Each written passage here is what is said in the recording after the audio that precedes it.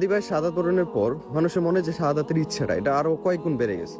মানে হাদি ভাই কি পরিমাণ মন থেকে চাইতো যে উনি শাহাদাত বরণ করুক, উনি শহীদ হোক। এটা তার পূর্বের কথাবার্তা দেখলে বোঝা যায় যে উনি কতটুকু আল্লাহর কাছে দোয়া করতেন যে আল্লাহ আমাকে শাহাদাতের মৃত্যু দিও। ইসলামের পূর্বের কাহিনী যদি একটু বলি, যে রাসূল সাল্লাল্লাহু আলাইহি সাল্লাম থেকে শাহাদাতের বর্ণনা শুনে, শাহাদাতের মর্যাদা শুনে সাহাবীরা দোয়া করতেন প্রত্যেক নামাজ শেষে যে আল্লাহ আমাকে শাহাদাতের মৃত্যুটা দিও। এই দুইটা ঘটনার মাধ্যমে আমি জিনিসটা একটু বুঝাই। যখন উমর বিন খাত্তাব রাদিয়াল্লাহু তাআলা আনহু যখন একটা সুপার পাওয়ার ছিলেন, মানে এত এত কান্ট্রি উনার আন্ডারে, উনার সাম্রাজ্য অনেক বড় ছিলেন, তখন উনি নামাজের পরে উনি নিজের জন্য দোয়া করতেন, আল্লাহ আমার শাহাদাতের মৃত্যু দিও, শাহাদাতের মৃত্যু দিও। এবং এই কথাটা শুনে উমর রাদিয়াল্লাহু তাআলা আনহুর সাথে যারা ছিলেন ওনারা বলতো এটা কিভাবে সম্ভব?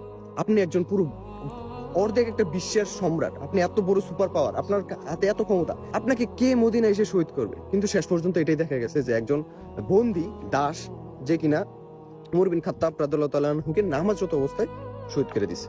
সো আরেকটা ঘটনা যদি আপনাকে বলি, সেটা হচ্ছে খালিদ বিন ওয়ালিদ রাদিয়াল্লাহু তাআলা আনহু। আপনারা জানেন যে খালিদ বিন ওয়ালিদ রাদিয়াল্লাহু তাআলা আনহু ছিলেন পুরো বিশ্বের এখন পর্যন্ত মুসলমানদের সবচেয়ে বড় ওয়ারিয়র, সবচেয়ে বড় যোদ্ধা এবং সবচেয়ে বড় জেনারেল, যে কিনা 100-রও অধিক যুদ্ধ করছে এবং প্রত্যেকটা যুদ্ধে জয়লাভ করছে। এবং উনি ওনার শেষ জীবনটা কাটাইছে সিরিয়ায়। এবং সিরিয়ায় ওই সময় এত ভয়াবহ একটা মহামারী আকার ধারণ করছিল, একটা রোগ।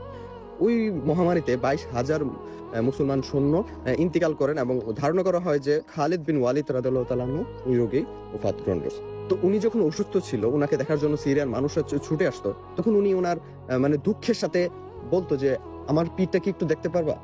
যখন ওনার পিঠটা দেখতো, তো উনি জিজ্ঞেস করতো যে তুমি কি দেখতে পারতেছো? যারা দেখতো তারা বলতো যে আল্লাহর কসম যে আমি আপনার পুরো পিঠ, পুরো শরীরে এমন কোনো জায়গা দেখতেছি না যেখানে তলোয়ারের আঘাত নাই, যেখানে ক্ষত স্থান নাই। তখন উনি দুঃখের সাথে বলতেন যে আসলে আমি এত চেষ্টা করছি, আমার পুরো জীবনে আমি 100-রও অধিক যুদ্ধে অংশগ্রহণ করছি এবং প্রত্যেকটা যুদ্ধে আল্লাহর কসম আমি মুসলমান ধর্ম গ্রহণ করার পর প্রত্যেকটা যুদ্ধে আমার চিন্তা ছিল এটাই যে আমি যেন শহীদ হই, আমি যেন শাহাদাত বরণ করি। আমি একা শত্রুদের এলাকায় ঢুকে যেতাম, আমি শত্রুদের কচুর মতো কাটে ফেলতাম, কেউ আমাকে শহীদ করতে পারে নাই। উনি খুব আফসোস করে বলতেন এই জিনিসটা।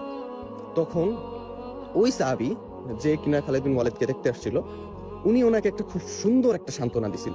উনি বলছিল যে আপনি যখন একটা যুদ্ধরত অবস্থায় ছিলেন, তখন মদিনায় রাসূল সাল্লাল্লাহু আলাইহি সাল্লাম সবাইকে জড়ো করছে এবং জড়ো করে ওই ভাষণে রাসূল সাল্লাল্লাহু আলাইহি সাল্লাম আপনাকে উল্লেখ করছে সাইফুল্লাহ হিসেবে, মানে আল্লাহর তলোয়ার, এবং বলছে যে সে মুসলমানদের জন্য এই জায়গাটাও জয় করে আনবে। এবং আপনি একটা জিনিস খেয়াল করেন যে কিনা সাইফুল্লাহ, যে কিনা আল্লাহর তলোয়ার, তাকে কে পরাজিত করতে পারে?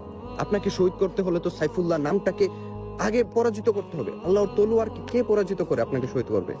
এবং এই কথাটা শোনার পর খালিদ বিন ওয়ালিদ মানে ভিতর থেকে খুবই মানে খুব প্রশান্তি ফিল করছে যে এতদিনের যে কষ্ট ছিল যে আমি কেন শহীদ হলাম না, এত এত মানুষ শহীদ হলো, এত মর্যাদা পেল, আমি পেলাম না। এই জিনিসটা উনার এয়ারপোর্ট থেকে উনি প্রশান্তিতে বাকি জীবনটা কাটাইছে। বাকি অল্প কিছুদিনই বেঁচে ছিলেন এবং তারপর ওফাত গ্রহণ করছে। আসলে এই কাহিনীগুলো জানলে মনে হয় যে রাসূল সাল্লাল্লাহু আলাইহি সাল্লামের সাহাবীরা কতটুকু মন থেকে চাইতো যে ওনারা শাহাদাত বরণ করুক, শাহাদাতের মৃত্যুটাই সর্বশ্রেষ্ঠ মৃত্যু। এবং উসমান হাদি ভাইয়ের মধ্যে সেম জিনিসটা প্রজ্বলিত হয়েছে এবং উনার মাধ্যমে এখন বাংলার অনেক মানুষ যেটাই নির্ধারণ করছে যে মৃত্যুর সর্বোত্তম পর্যায়ে হচ্ছে শাহাদাত।